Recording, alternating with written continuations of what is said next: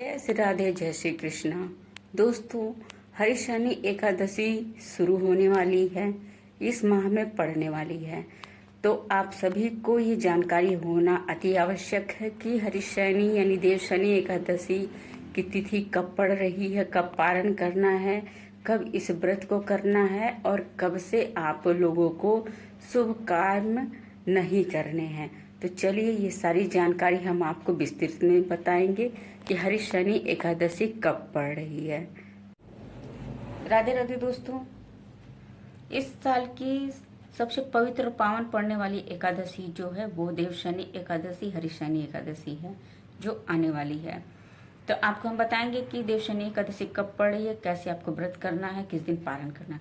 लेकिन उससे पहले जानते हैं कि हरिशनि एकादशी देवशनि एकादशी है क्या।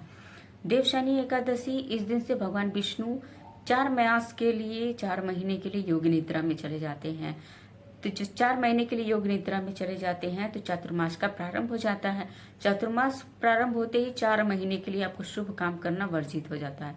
4 महीनों के लिए आप शादी विवाह सगाई नए घर में प्रवेश करना सब कुछ बंद हो जाता है, नई दुकान का खोलना सब कुछ बंद हो जाता है। इन 4 महीनों में आपको ये सब काम नहीं करने हैं। करना है तो सिर्फ भगवान विष्णु की आराधना पूजा जितना हो सके इन 4 महीनों में करके आप अपने पुण्य को, अपनी किस्मत को जगा सकते हैं, अपने पुण्य को बढ़ा सकते हैं। तो ये 4 महीने आपको बहुत ही सतर्कता से रहने हैं और 4 महीनों के लिए भगवान विष्णु सोने चले जाएंगे, इसलिए खास ध्यान रखना है कि कोई शुभ काम न करें।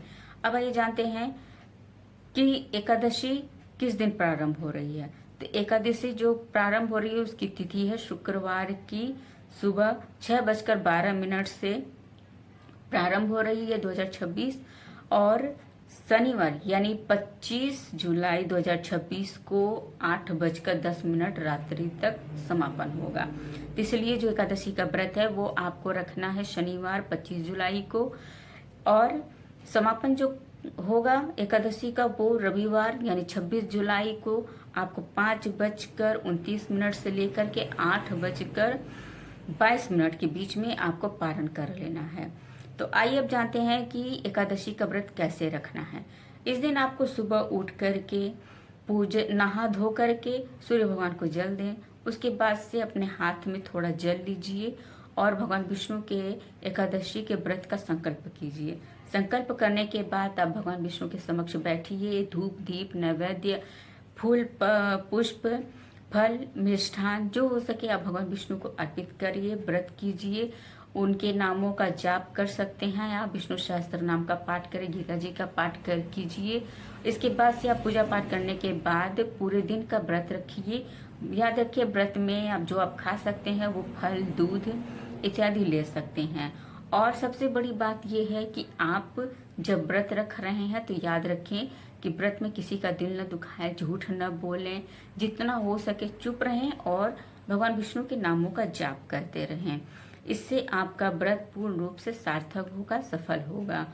तो अब आइए जानते हैं कि भगवान विष्णु के सहस्त्र नाम का पाठ करने का फल क्या होगा। यदि आप इस दिन भगवान विष्णु के सहस्त्र नामों का पाठ करते हैं तो ये आपके पुण्य को अनंत गुणा बढ़ा देता है। तो इसलिए यदि हो सके तो आप विष्णु सहस्त्र नाम के पाठ का अध्ययन करें। इस तरीके से तो हो गया आपके पूजा पाठ का। इस सुबह उठ करके आप पूजा पाठ कीजिए, भगवान विष्णु के नामों का जाप कीजिए। उम्मीद है दोस्तों कि मेरी जानकारी आपको पसंद आई है।